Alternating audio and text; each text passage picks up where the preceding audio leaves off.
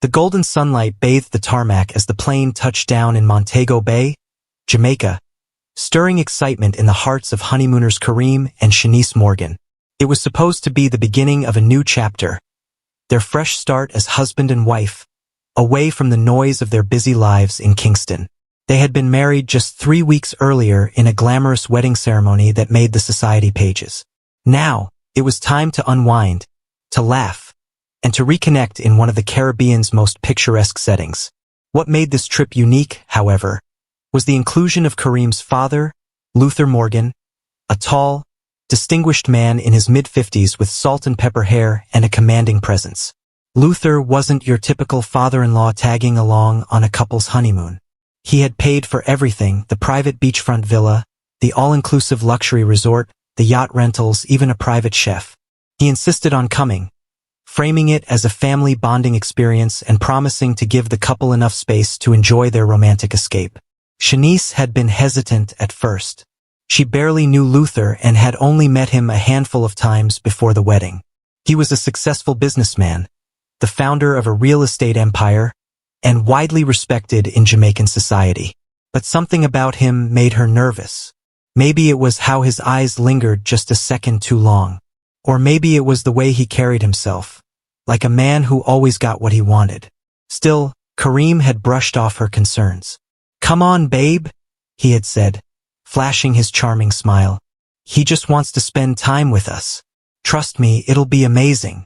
So she went along with it. Their villa was nothing short of paradise. A modern 2-story property nestled between swaying palm trees, with a panoramic view of the turquoise Caribbean Sea. The air smelled of sea salt and hibiscus. The sound of waves crashing on the shore played like a lullaby in the background. It was the kind of place people dreamed about but rarely experienced. The first few days passed in a blur of rum cocktails, beach strolls, snorkeling trips, and candlelit dinners. Luther, to everyone's surprise, gave them plenty of space. He spent his days golfing with resort executives or reading alone by the pool. When they did gather for meals, the conversations were lively and warm. Luther often complimented Shanice's intelligence and beauty, which made her blush, though she chalked it up to politeness. But something began to shift by the 4th day. Kareem, ever the workaholic, started taking conference calls in the villa's office, leaving Shanice alone for hours. That's when Luther began to make himself more available, inviting her to breakfast while Kareem worked, offering to show her around the private beach, even asking about her past before Kareem. "Marriage changes things," he told her one morning as they sipped coffee on the balcony, staring out at the endless blue sea. "Sometimes it brings you closer. Sometimes it exposes cracks you didn't know were there." Shanice wasn't sure how to respond, but deep down, she felt it. The loneliness creeping in despite the paradise around her. The perfect getaway, it seemed, was not as perfect as it appeared. Beneath the sun-kissed skies and island breezes, something dangerous and forbidden was beginning to take root. And no one, not Kareem, not Shanice, not even Luther, could have predicted how dark their dream vacation would become. The Morgans' love story was one that looked perfect on paper. Kareem Morgan, 29, was a rising star in the finance sector, sharp-suited, eloquent, and heir to one of the most powerful real estate legacies in Jamaica. He grew up in affluence, schooled abroad, and had a magnetic energy that drew people in. On the surface, he was the picture of success. Shanice, 26, was the contrast. Humble beginnings from Portmore, raised by a single mother who worked 2 jobs to make ends meet. Shanice had fought her way to a scholarship, earned a degree in communications, and carried herself with grace and quiet confidence. When she met Kareem at a charity gala 2 years ago, it felt like fate. A whirlwind romance followed. He showered her with gifts, took her to elite functions, and told anyone who'd listen how she made him a better man. But even before the wedding, there were warning signs. Kareem had a temper, nothing too overt, but sharp enough to leave bruises on the inside. He would shut down during disagreements, throw sarcastic jabs in public, and sometimes vanish for hours without explanation. Shanice told herself it was stress, that he loved her, that every couple had growing pains. She clung to the dream of what their marriage could be, not what it was becoming. Their wedding had been the event of the year. A lavish affair held at a private estate in the Blue Mountains, covered by society pages and Instagram influencers alike. But behind the glamour, Shanice felt disconnected. Even on their wedding night, Kareem had gotten drunk with his groomsmen and passed out before they could even share a private moment. It hurt, but she said nothing. The trip to Montego Bay was supposed to be their reset, their second chance, a way to recapture what brought them together. But as the days passed, it became clear that Kareem hadn't left his workaholic habits behind. His phone never stopped ringing. Every sunset was interrupted by a business call. Every romantic dinner was overshadowed by emails, deals, and investor updates. Shanice tried to be patient. She walked along the beach alone. She explored the island's hidden coves and sipped cocktails by herself at the swim-up bar, smiling at strangers just to feel seen. She even tried initiating intimacy, but Kareem brushed her off with tired excuses. "You're acting like a child," he said one night when she confronted him about the distance between them. "This is real life, Sean. I'm building a future for us." But us was beginning to feel like just her. And then there was Luther.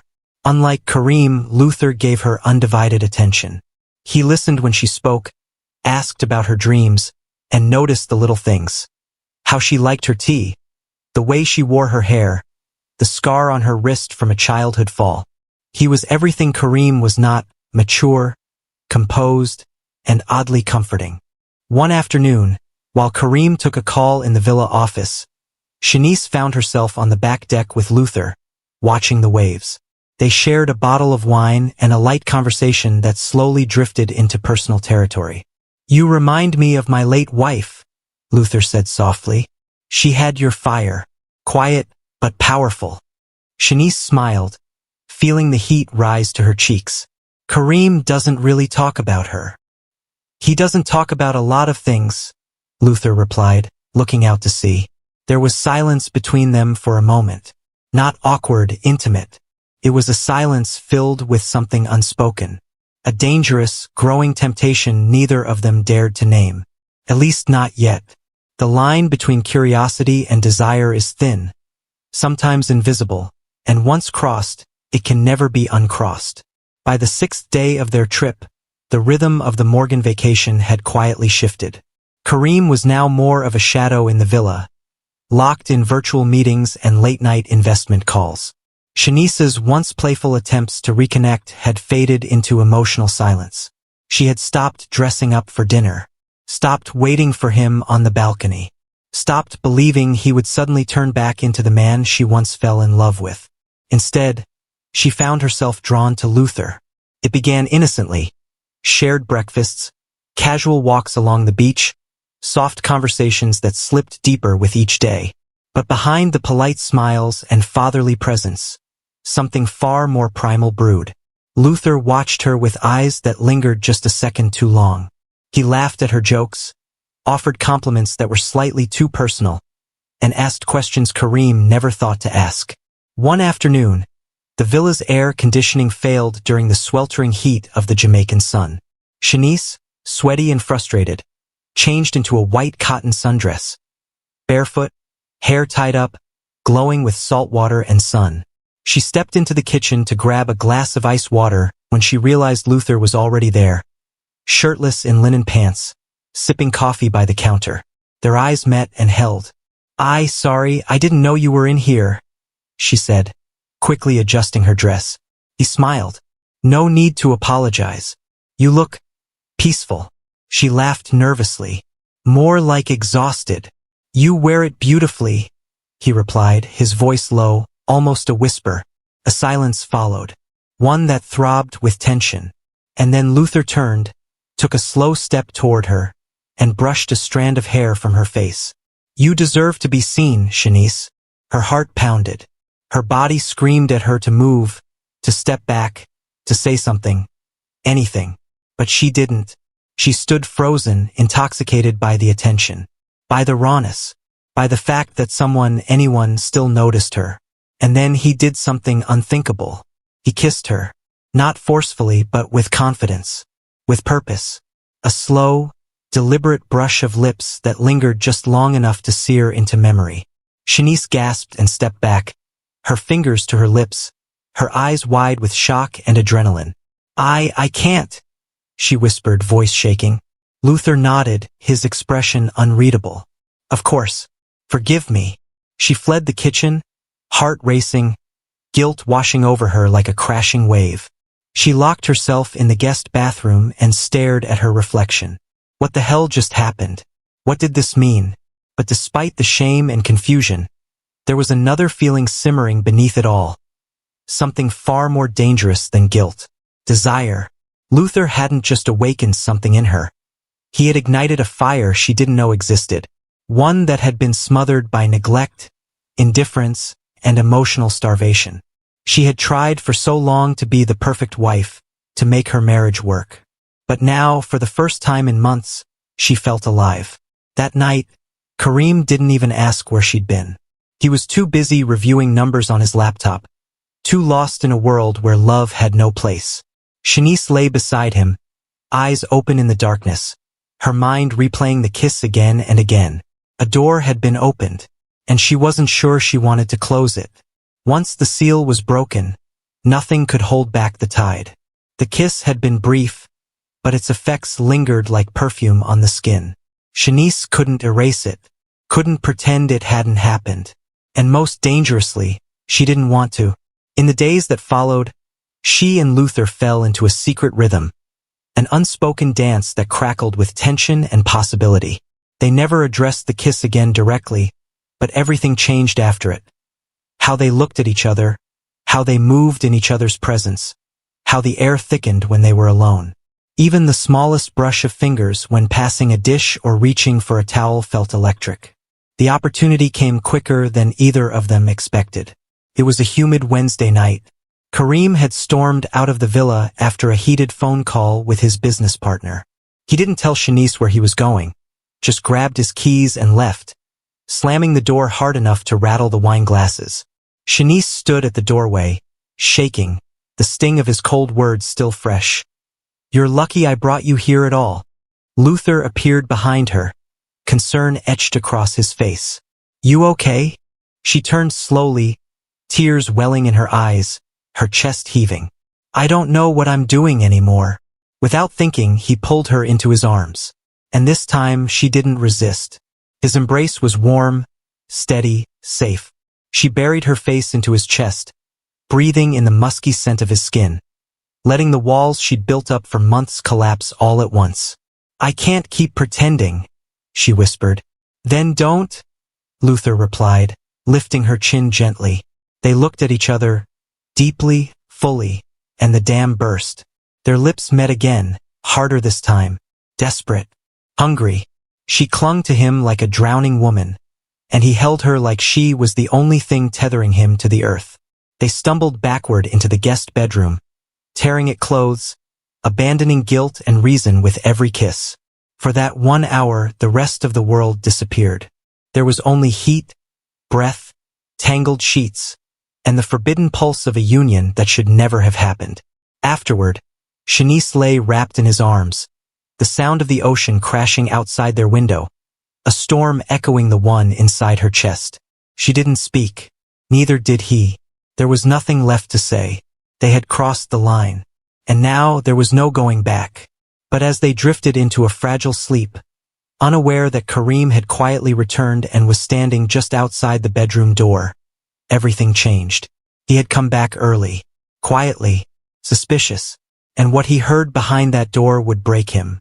His wife, his father, together, in his bed. The seed of betrayal was now fully planted, and the blood would follow. Secrets have a way of festering. Like a wound left untreated, they grow beneath the surface, silent, infectious, deadly. After that night, everything shifted between Shanice and Luther. Their affair didn't end with the single act of betrayal. Instead, it evolved into a forbidden routine cloaked in whispers, lingering stares, and stolen hours behind locked doors. They told themselves it was temporary, a vacation fling, a strange, beautiful mistake. But the more they tried to stop, the deeper they sank. The thrill of secrecy became their oxygen. Every encounter was riskier than the last, quick, desperate moments during Kareem's absences. On the beach beneath moonlight, in the villa's private sauna, once even in the shower just minutes before Kareem returned from a business meeting. The fear of being caught only intensified their desire. But they weren't as careful as they believed. Kareem, having heard enough that first night to suspect something unholy was happening, didn't confront them immediately. He observed, waited, watched Shanice more closely. How she reacted when Luther entered the room. How her eyes darted away too fast. How she wore her guilt like perfume no one else could smell but him. He checked her phone one night while she was asleep and found nothing incriminating. Just cleared call logs, unsent drafts, and deleted messages. He began to suspect that whatever was happening between them went beyond lust. And he wasn't wrong, because while the affair started with heat, it was quickly becoming something more complicated. Dangerous even. Shanice wasn't just falling for Luther's touch. She was beginning to romanticize it all.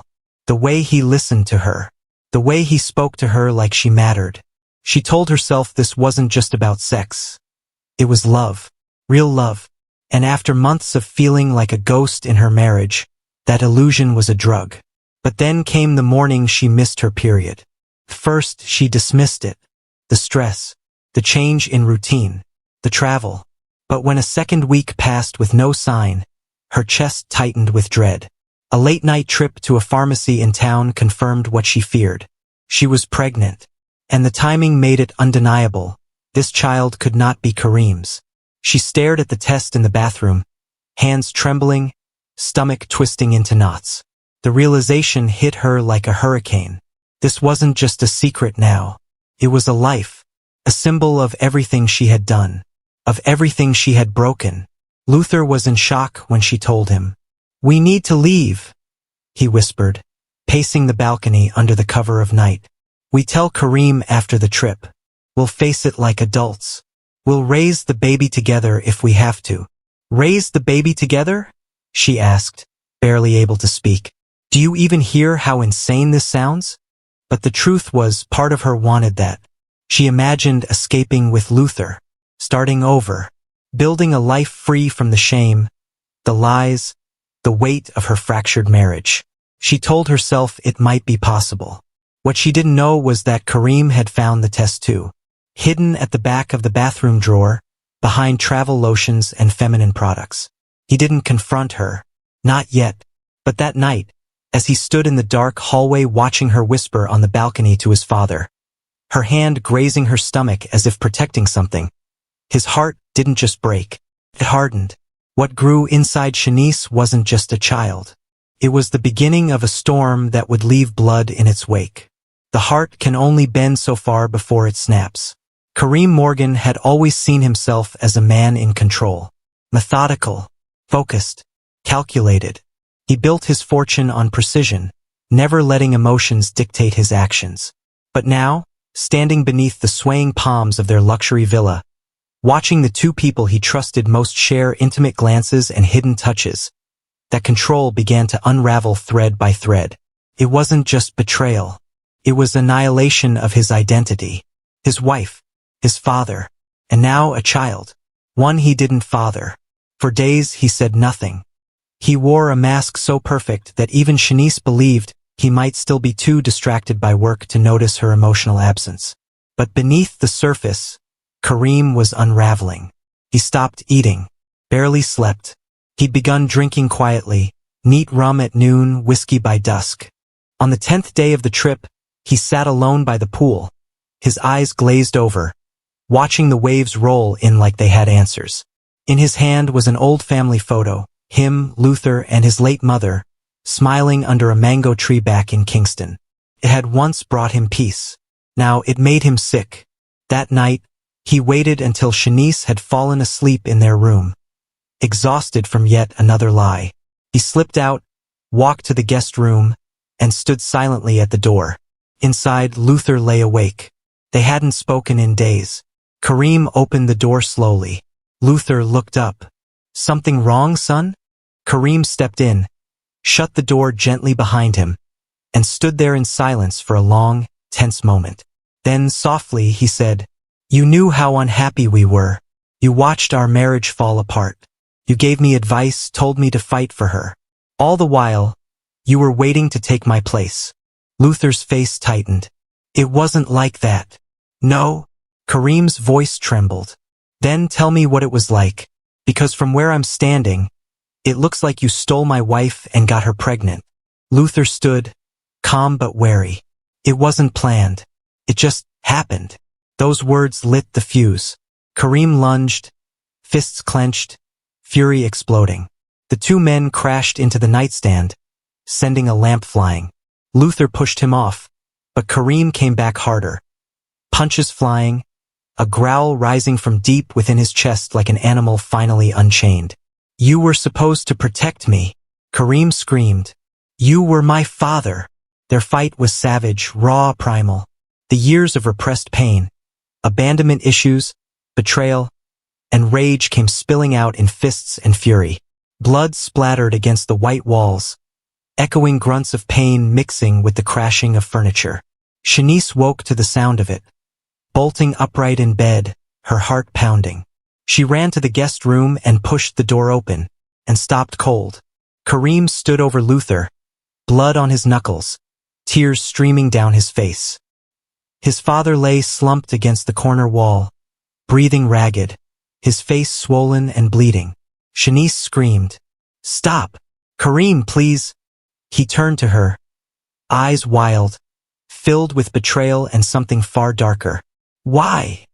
he asked, voice barely above a whisper. "Why him?" Tears streamed down her face. "I don't know." He staggered back, grabbed the edge of the dresser for balance. Then, quietly, he muttered, "It's all gone. Everything. It's all gone." Kareem didn't say another word. He stepped out of the room, walked down the hallway, and disappeared into the shadows of the villa. No one slept that night. The silence that followed was louder than the violence that came before it. The dream vacation was over. Something had broken and no one knew how to fix it. But worse was still to come, because broken men make dangerous choices. And the blood had only just begun to spill. The morning after the violent confrontation, the villa felt as though it had been abandoned. The air was thick with tension, the remnants of last night's destruction still visible. Furniture knocked over, bloodstains on the carpet, and the distant sound of waves crashing against the shore now seemed like a cruel mockery of the peace that once was. Kareem didn't return to the villa.